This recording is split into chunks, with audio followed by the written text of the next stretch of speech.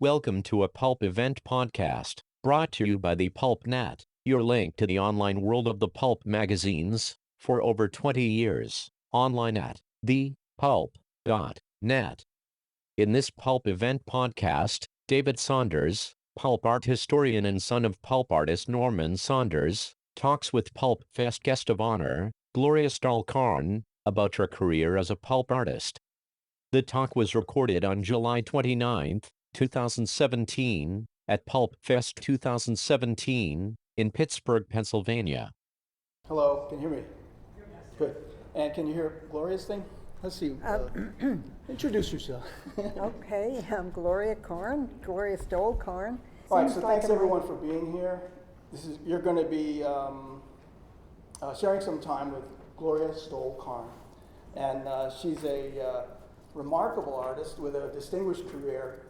And just by a funny coincidence, when she was 17 years old, she happened to, just a happenstance, she ran into Ralph DeSoto, and it changed her life. And for a brief 7 years, if you don't mind my saying, she'll be 94 in November. Unbelievable.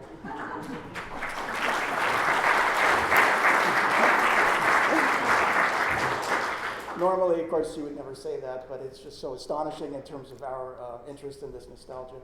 Of those years, only 7 of them, she worked in the pulps. And so for that really very small period in her life, which is almost the equivalent to a college and graduate level training someplace, she worked in the pulps and learned to do art. But then she went on and became an abstract artist, which is in fact what Ralph DeSoto did also after he was done with the pulps. And so she's had a distinguished career. Her work has been exhibited basically all over the world, and she's in museum collections and stuff. So she brings a completely different perspective to the art that we all love, and can see how it fits within the greater fabric of just American art in general. And I wanted to let you know that the Norman Rockwell Museum is organized an exhibition of her work that will travel nationwide. And yesterday, the Pittsburgh Post-Gazette did a beautiful article about her and the show and stuff. And I hope it's having a good impact. So, let's look at the first thing. I just want to briefly let you know that she came from an artistic background, and this is her father's work. Where's that little thing? This is Stoll and Thayer is the name of the company. And they actually, this is an advertisement from 1924, and it's for, they can do architectural drawings or advertising or engravings and stuff. And it's Raymond Thayer and her father, Charles Stoll. And so that was her childhood growing up. And so she was 1 year old when this ad was circulated. And you might all know Raymond Thayer, who worked for 5 Novels Monthly and Blue Book and stuff like that also. So that's part of her background. And her father was a distinguished military figure also, along with being an artist. And here she is as a young girl painting his portrait. And through their support and through her creative mother and stuff, Mayor LaGuardia had started the music and art. And she was in the second class that ever attended this sort of special school for New York City kids who were wanted training in music and art. And there's many distinguished alumni were in her class and grew up with that. And then, unfortunately, in her junior year, a tragedy struck, and her father died of a heart attack. And so this is just a brief, interesting story about her life. Her mom then took over and supported, there was only one child, and went to think, well, I have to support the family and get some income. And so she thought, well, the place I'd like to work at would be Radio City Music Hall. And so she went to the RCA building and got a job and began to support her. And so she was she was able to support Gloria. Gloria graduated high school, and then again had to support the family because it was still the Depression. It was 1938, and so she began to work at an insurance agency just as a file clerk, and they had to move to a smaller apartment and things like that, and it was tightening belt time. And one time, out of I guess youthful disappointment or something, she threw away her work and threw away her portfolio and was feeling discouraged. Can you tell us some more about the story about what happened and who else lived in the building with you at the time? And Well, I lived in a small apartment, and there was an incinerator in the hall. You all know what that is. And it's a chute where you dispose of your trash, and it goes down. And can you hear me all right? And yeah, just talk into it. and it was burned. So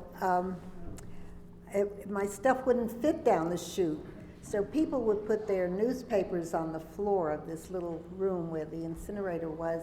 And so I just put my collection, 4 years of high school artwork, on top of everybody's newspapers. And the next morning there was a knock on my door, and it was the janitor who had discovered this treasure, I guess he thought. And so he took it upstairs to an artist named Rafael de Soto, who was doing covers for pulp magazines. And the next day, the janitor knocked on my door and said that, told me what he had done with my discarded artwork. And he said, this artist thinks you have talent and he would like to meet you. So how long did it take you to get up to his apartment when they brought you that information? Oh, I just dashed right up there. That was that was one talent I had. If I saw an opportunity, I would move on it. And so I was enthralled to see his studio, and it was one room of his apartment. And the walls were covered with things like knives that had curls to them, and twists, and gun belts, and sombreros, and stuff like that.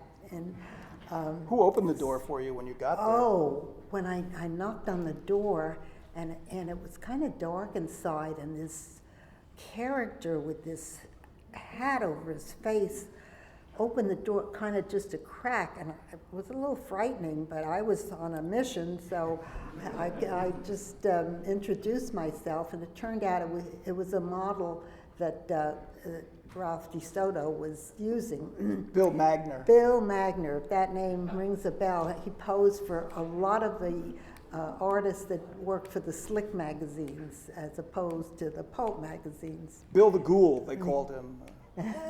Really? No. No. Well, it would fit. It would fit.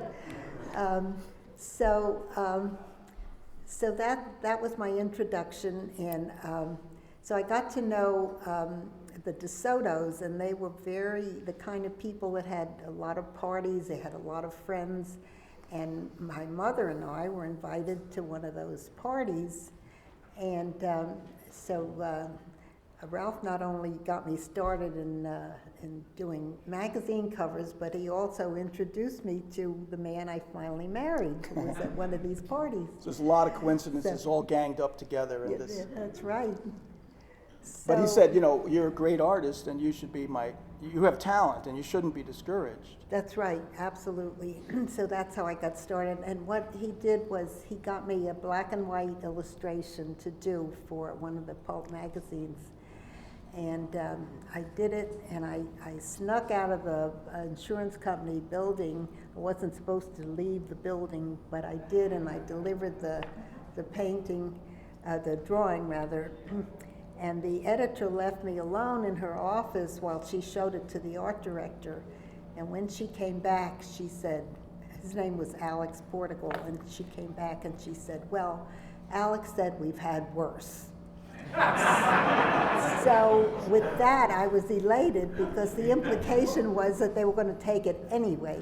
But think about it, because that is the pulp in its bare essence, is like an editor looking at people walking in off the street saying, I think I've seen worse, let's go with it, That's part of the freewheeling spirit of pulp magazines, So that's how I got started. So I quit my job at the insurance company, and nothing happened. And 1 week, 2 weeks, 3 weeks went by, and finally I did get another assignment, and that's how I got into the pulps. These jobs are paying her like $4, $5, $6 a piece. So if you have to wait 2 weeks, I was in the big time. Yeah. So here's some up here. So, oh my goodness, there they are. Yeah. So this is starting, she graduated when she was 16 from high school, so she started working a year later when she was 17 years old. So at that time it was 1940, and the draft actually began in 1940, although we didn't go to war until basically 42. And so there was a wide, industry-wide depletion from mobilization of many able-bodied people. So opportunities showed up for Rosie the Riveter. And so she was able to eventually become a reliable wheel at the popular publications. Mm-hmm. And so many of these early drawings also are World War II themes as well as romance stuff. Oh, they've got several of them up there. Yeah. Oh, they're moving right along. Yeah. Oh. Yeah, we got other, So, how long was it before you were able to like, at first they pigeonholed you as just doing romance interiors, but when did you get to do interiors for other types of magazines? Yes, I did. Well, I did mostly rangeland romances. I mean, for interiors. And love story and the interiors, yeah. So then I decided I would try to do a cover, and so I did a cowboy and his girlfriend, and they had a daisy, and they were pulling the petals off. He loves me, she loves me not, or whatever. And I had birch trees in the background, and I brought it in, and the art director said he didn't think that birch trees grew out west. I was a city girl, and what did I know? How did you get out of that one? So I took the cover back, and I painted out the birch trees and painted in some western mountains and sold my first cover. And so then I went on from there. You can see the mountains in the background there. So, yeah. So these are 1943. She's doing full-fledged cover artist at popular publications. And in January 43, they went on a skiing vacation that was recorded in this family photograph. And you can see Ralph DeSoto and his wife Frances, who was a model in a lot of his stuff, and Gloria and her mother and a friend, and the gentleman that she met at the DeSoto's party, Fred Karn. He's there behind the ski, Yeah, I think. I have little names on them all. So they were on a skiing trip. Oh my goodness. Yeah. And then she did this painting afterwards. I call David the male part of Nancy Drew. If you're familiar with Girl Detective, David is like that. He digs up information that you didn't even know about yourself, or you've forgotten. I blackmail people and make a lot of money. And then suddenly there's these shocking covers that are just so amazing when you know her, that you can then see that there's a cheerful quality in these.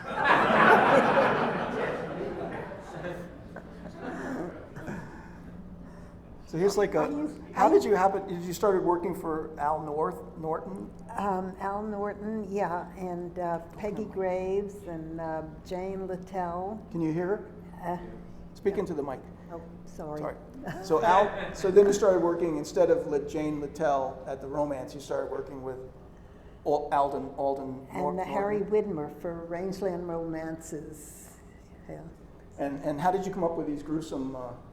Well, that's what amazed me, because I finally concluded that I must have had a shadow side, and I guess maybe everybody does. I don't know if you know, think about. Raise your hand if you have a shadow side that you. And somehow the interesting thing was that the artist had to come up with the ideas for the covers. The covers apparently had nothing to do with the stories inside the magazine. And so you just had to keep thinking of ideas, and Harry Steger was the head of Popular Publications, and I would present him with about 3 sketches, and he would choose one out of the 3.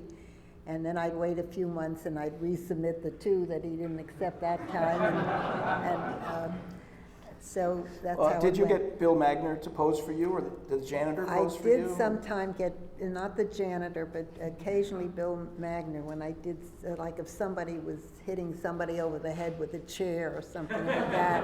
I remember Bill Magner could actually hold a chair over his head for a considerable amount of time, long enough for you to get a good sketch of him. Yeah, so you didn't photograph them, you would just sketch the live model? I would sketch him, yeah. I think that's Bill Magner in that one. Yeah.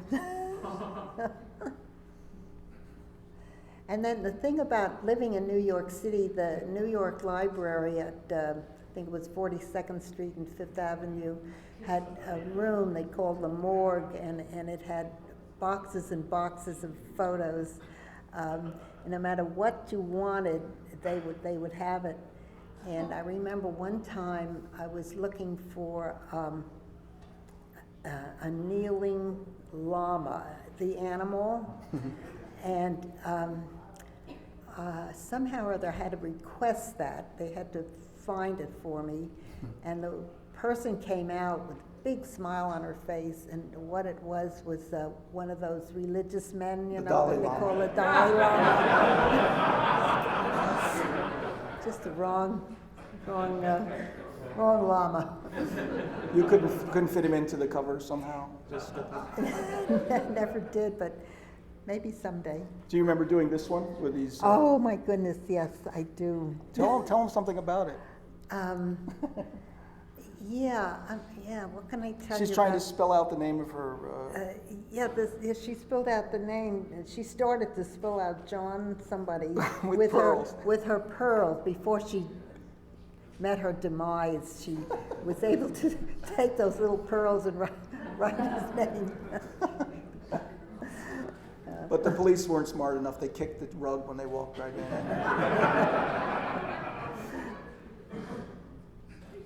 The snake. Oh, the snake woman. Oh my goodness. And you know, to this day, I keep wondering, where did these ideas come from? Because we artists had to present all these ideas, and it was so nice to be able to do the love stories and then do these weird things. I mean, it was. We're actually looking at these chronologically, so it goes back and forth from cheerful to gruesome in her life as she's inventing these. But didn't you say that you that the editors would try to help you cook up ideas sometimes? Yes, and particularly, I remember Harry Widmer. He was the editor of Rangeland Romances, and I really enjoyed talking with that man, because we would just chat about this, that, and the other, and next thing you know, an idea would surface, and I would always leave his office with an idea. It was so nice. Yeah. This is one time she's working for what's it called, Brand X, and instead of working for Popular Publications, she did this one thrilling cover, and it has a GS in the bottom there, right by the hand. But normally she'd never signed any of her work at all. So it's funny that in order to disguise her identity, she signed one, you know. For Yeah, we didn't sign those covers back in the day. So did you think your work progressed over those 7 years that you worked in the pulps, from when you were 18 years old till you were 25? I hope so, yeah. particularly the drawings. I could notice it more in the drawings, I think. I think that's a pretty adorable dog. It's so cute.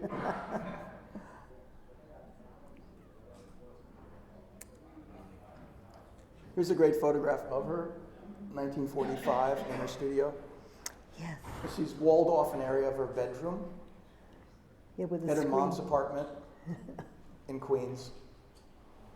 Up until this time, she was sharing a studio with DeSoto and working half-time, like kind of at the very beginning, kind of as a studio assistant, but then just sharing his space and having a separate studio there next to him when he worked. But then she got her own studio, which was half of her bedroom at her apartment at home. Those were our mailboxes down at the bottom of the first floor of the apartment. Yeah. They still have a few of them in the city. Yeah, do they? And they were made of brass, and you could pry them open like that. It was quite easy. We saw this one in the auction later tonight. And that one. I like this one. Yeah. Black Mask. Isn't it amazing that it's the same person did this and this, you know? Yeah. My light side and my shadow side. This one has a little signature on the bench. It's like a carving.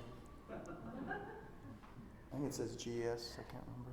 Is that Yeah. that's what I have? GS I loves snuck Fred it or in. I something got like that. snuck it in there.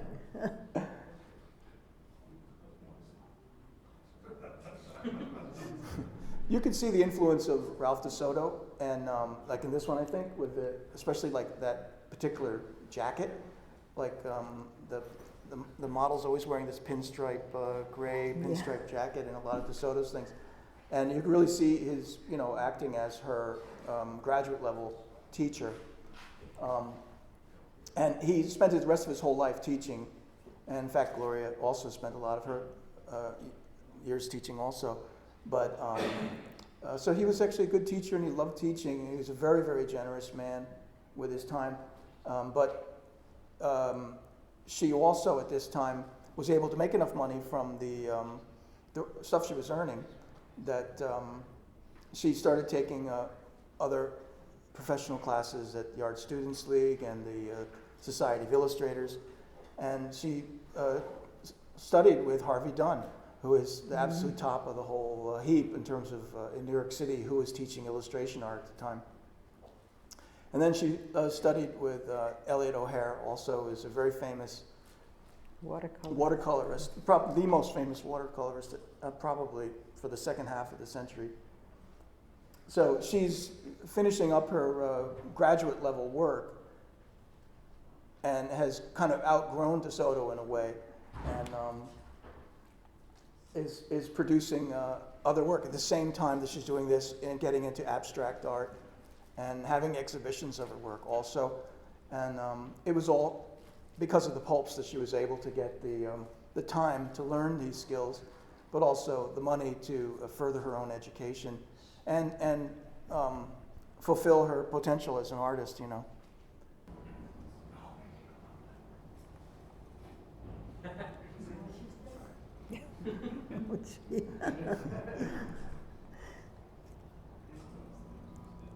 So she worked with Alec Portugal at who was the art director at Popular most of the time, and so she overlapped with a lot of different great editors and stuff also. Do both romance and gory mystery? You were the only one, I think. I'm sorry. You can see by the end of her work that it's become much better than the stiff early drawings you were talking about when you first started, and that it was really a 17-year-old schoolgirl. And this is an original that was used when an agent picked up her work, and she was selling stuff through the fiction sections of magazines. And these are some of her very last pulps. And they're much more complicated and well composed and interesting colors. And David, wasn't she the only artist Weren't you the only artist to do both gory mystery and dreamy love? The only artist to do well, Baumhofer was pretty darn good at both of those. But at Popular itself, like working at Popular, doing Popular Love, I don't know, maybe. DeSoto had a funny thing that he told her that she was the only woman working in the pulps at all. And But I think I've there never was understood. a woman earlier. Yeah, there was a woman. I've never understood that. Before me, I think. Yeah. But There's when a- I was working, as far as I know, I was the only woman. But there were at Popular, there were other women doing interior art also. But we'll have questions in a minute, though. I thought this is like a self-portrait. I've never asked you about that, but Oh, really? doesn't that, you think that? She's kind of cute. She's I don't very know. I don't cute. think it fits me.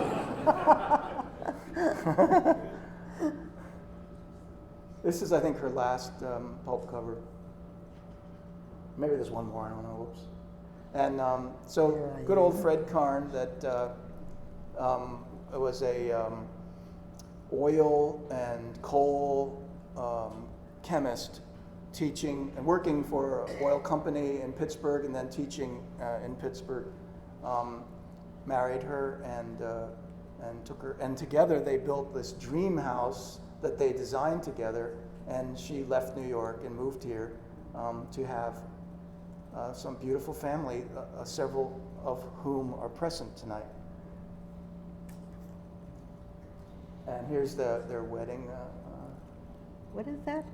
It's your wedding announcement. Oh, my goodness. And so these are the forlorn viewers of romance pulps looking for her work. But that's supposedly a photograph. I mean, it is a photograph of the Popular Publications offices showing, all the different pulps that they were putting out. And this is one of her first successful sort of modernist things. It's an etching of a newsstand. I just thought it was funny that it's such a similar situation. And it won awards and was included in an exhibition at the Brooklyn Museum. And here's a picture of her working with Elliot O'Hara, the famous watercolorist. And this is artwork. That's my daughter sitting right there in the audience I don't now. know if baby Vera wants to stand up or not. I don't Come know. on, Vera. There's baby Vera again. And so here she is in Pittsburgh with her career as an artist, moving on. And the way it worked a lot of the times, by 1953, the industry really generally, was, let's say, changed dramatically or collapsed, however you want to look at it. But they largely lost touch with each other and moved on, and everyone was just sending Christmas cards to each other for a while. So this is one of her great paintings. It's called Jacob's Ladder. I did it as a ladder of light because I figured angels didn't need rungs. And this is just an article that came out, and a show that she had, I think it's 1962, and it shows some of her abstract paintings in there too, so it's interesting. And this was illustrations that she did in 53 for The Joy of Dance, which is still in publication. These are her illustrations for that. So she was still having fun, I guess, earning extra money. This is Improving Your Language from 1956. And so she did these illustrations also. I particularly like this one. How did you find all this stuff? It really She wouldn't is. pay the amount I told her to. If she would have paid it, I wouldn't show these right now. But Oh, my goodness. I like this, the two-headed dog. Don't mess up your sentences. And here she is with her work in 64. This is beautiful, Hope Rising.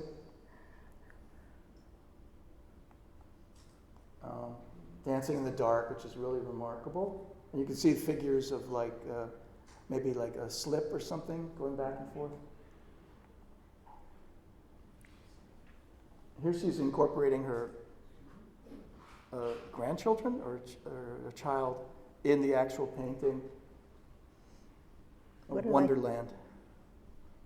It just I shows a don't cute know. little girl. You can see a girl's face. Can you see it? Yeah.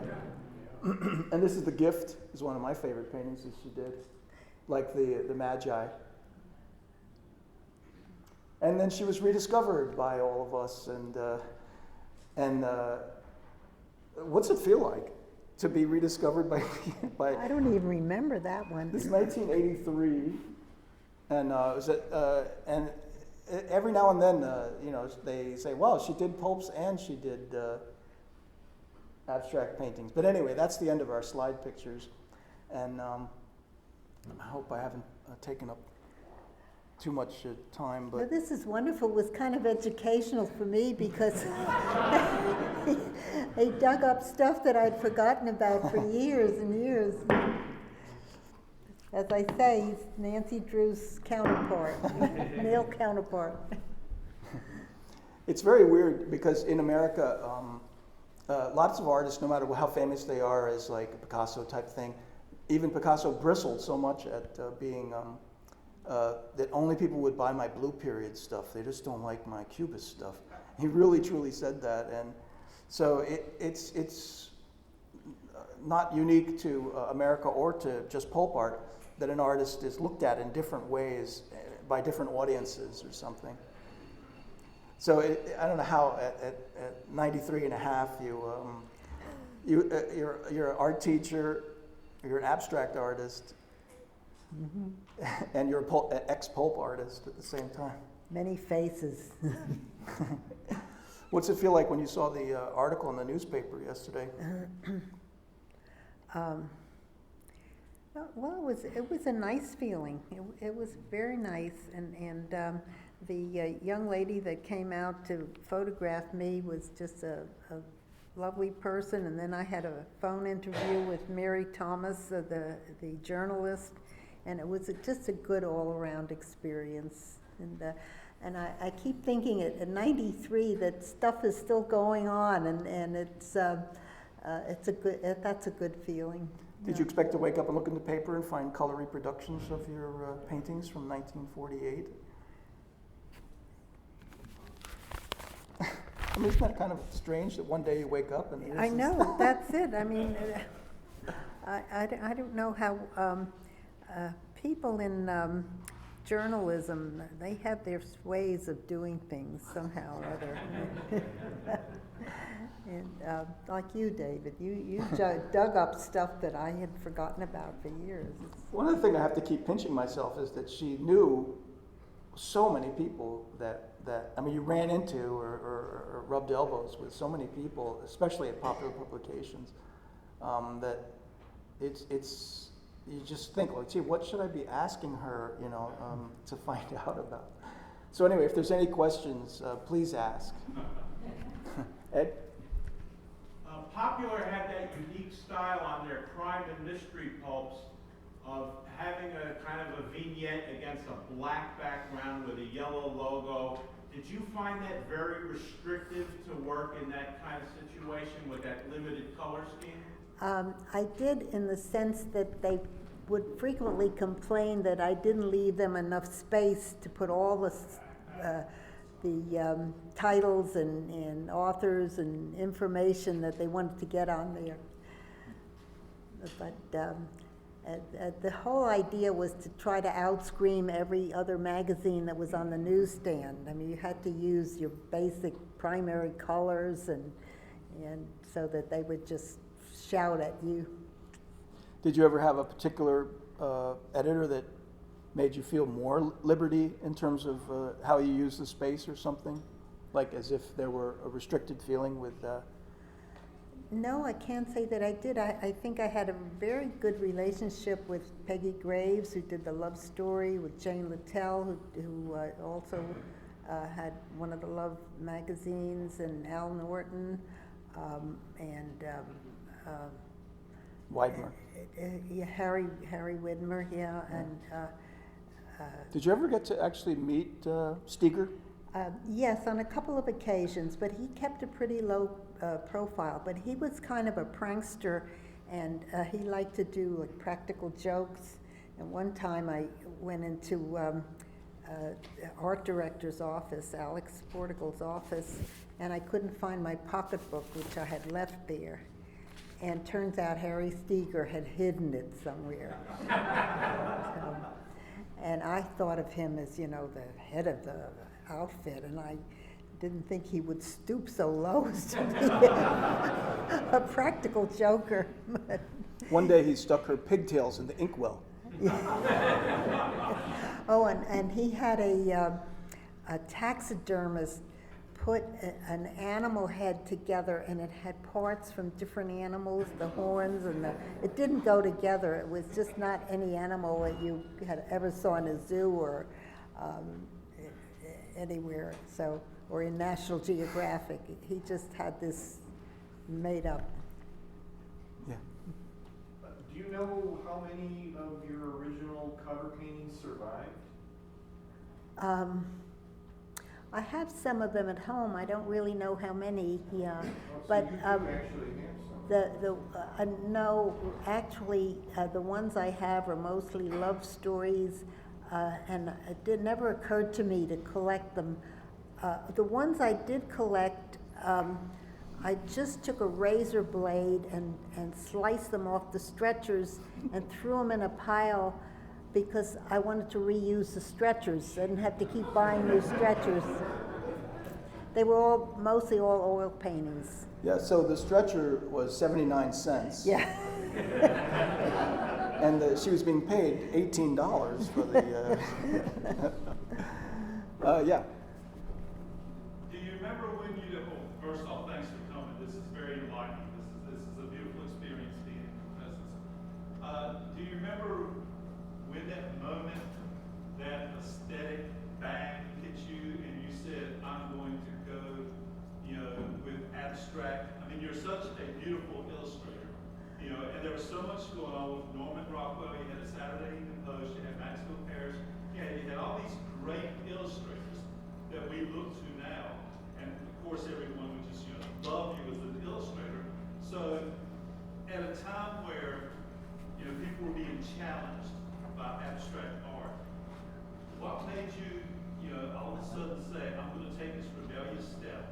I'm going to step away from what is expected of me and do something, you know, so rogue, you know, in the art world?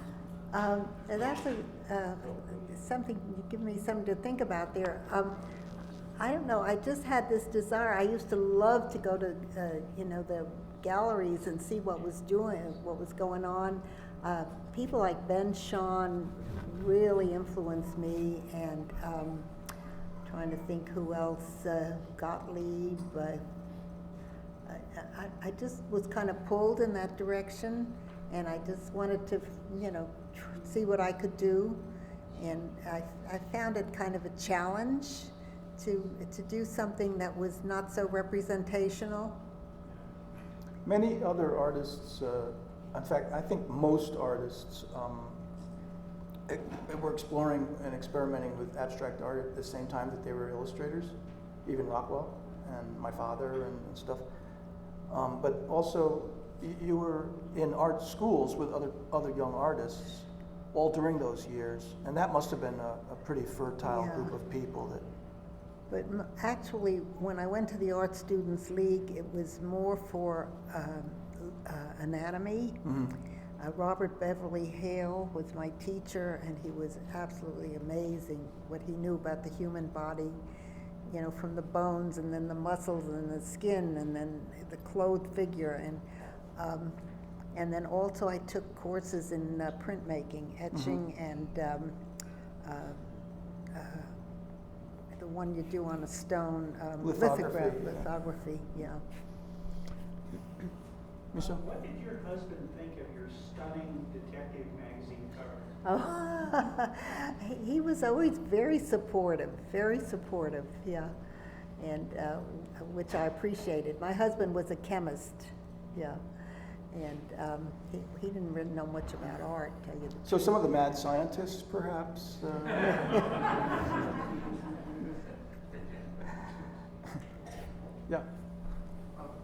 So if I heard correctly, you studied with Harvey Dunn?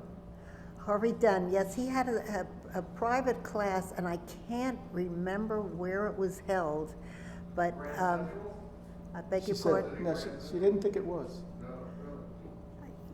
Did he say Grand Central? Yeah, well, he taught at Grand Central until 42, and then after 42, he didn't teach there, so. It was in somebody's studio, and I just can't remember. But What do you feel you learned from studying? well, we had models posing for us, and he really got us to see a color and, you know, greens and the shadows and that sort of thing. So I learned a lot. I was not there for very long. I don't remember how long, but I just felt like he had a lot to teach. Yeah. You'd said that he had like about observing things closely and Yes. seeing more complex stuff. Oh, yes, absolutely. Yeah, he really made you look, made you see. Yeah. Did you, in the 40s, did you ever entertain the idea or had the inkling to do either comic work or paperback cover work? Never occurred to me, no. But I just stuck with the pulp magazines. Yeah. Did you ever have your husband do modeling for you? Did Fred model for you? My husband, did you say? Maybe, you know, a couple times, but not a whole lot. But he would have made a good model. He was a very handsome man. I just have to ask one more fun thing, that the janitor that brought the stuff up to her door for this, what's that called? The incinerator, no. yeah. When there's like an intervention in your life, like that's it. Can you describe him? Oh, yes. Actually, he had been an English teacher at one time, so he was an educated man. But he had a very craggy face, and I could see why he would be the perfect model for Raphael de Soto to use in the kind of covers he was doing for the pulp magazines. And So he knew all about de Soto because he was modeling in the studio. yeah, yeah. But along with these gruesome janitor and this gruesome Bill Magner and this eccentric de Soto, Frances de Soto was also the hostess, basically, of the whole apartment. She was, and the de Sotos were very sociable. And did I mention it was one of their parties that I met my husband? And so She was a fashion designer. Frances was? Yeah, I didn't for remember like that. Bonwit Teller, and a really distinguished person also, and so that's probably why she was so at ease being a social thing. Well, we're going to wrap it up with one more, and that's it. How did that thrilling love get in the deck? Was that a reject from Hunter? You know, that's a good question because was that Street and Smith? No, Thrilling. Thrilling was just Thrilling, Pine, yeah. I think that's the only one I did for that magazine, and It's the only one I found. but I stuck with Popular because that was really my home base, and they had so many magazines, it was enough to keep me busy. Yeah. I said that was the last question. I think we're getting the. Yeah. All All right. Thank you all very, very, very much.